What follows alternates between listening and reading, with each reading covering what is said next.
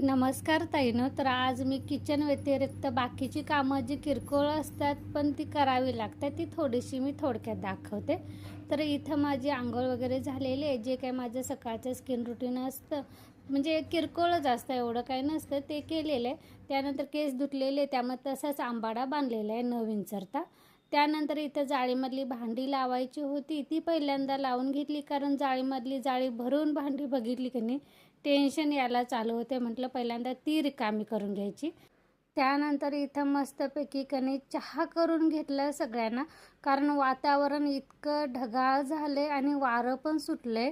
तुम्हाला हे बघून लक्षात आलंच असेल. मी सकाळी उठल्या उठल्या पहिल्यांदा बेडशीटचं मशीन लावून घेतलं होतं.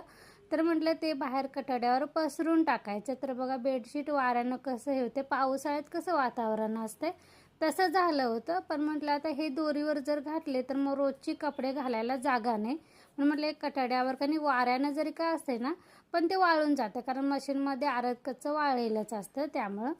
तर इथं आज मी लाकडं ही सगळी भरून ठेवायचं मनात आहे, कारण पावसाचे 4-5 जरी शिंतोडे पडले ना तरी मग अजून 8 दिवस मला ती लाकडं बाहेर ठेवावी लागतील.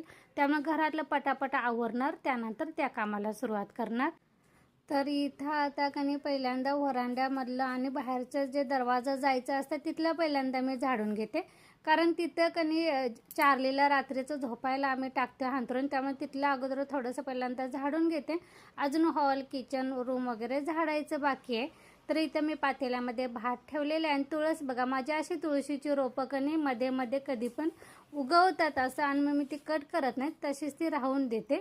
तर टोमॅटो पण आपले आता पिकत आलेले आहेत, म्हणजे कच्चे आहेत, थोडीशी मोठी साईज व्हायला चालू झालेले. देवपूजा करायची होती, तिकडल्या झाडांची फुलं काय तनूला आणायला सांगितली होती. इकडं एकच लागलं होतं, ते मी काढून आणलं. अजून पण मावा त्या झाडाला आहेच ताईनं. चला तर ह्यासोबतच आजचा मिनी व्लॉग इथंच बंद करते. पुन्हा भेटू. धन्यवाद.